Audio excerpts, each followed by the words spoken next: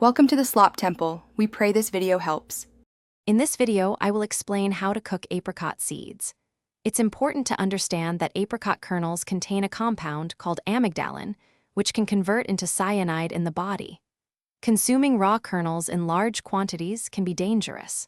However, proper cooking methods can significantly reduce these potentially harmful compounds, making them safer for very limited consumption.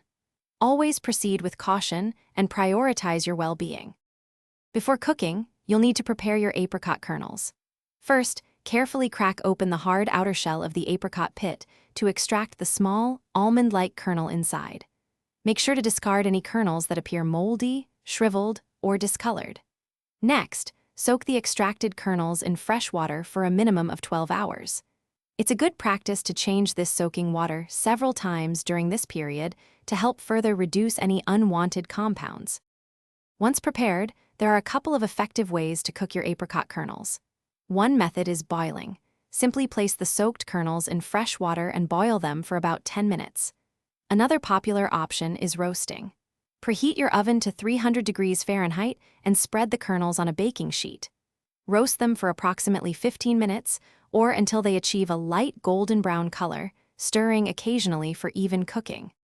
After cooking, it's crucial to consume apricot kernels with extreme caution and in very limited quantities. A common recommendation is to consume no more than 1 or 2 cooked kernels per day.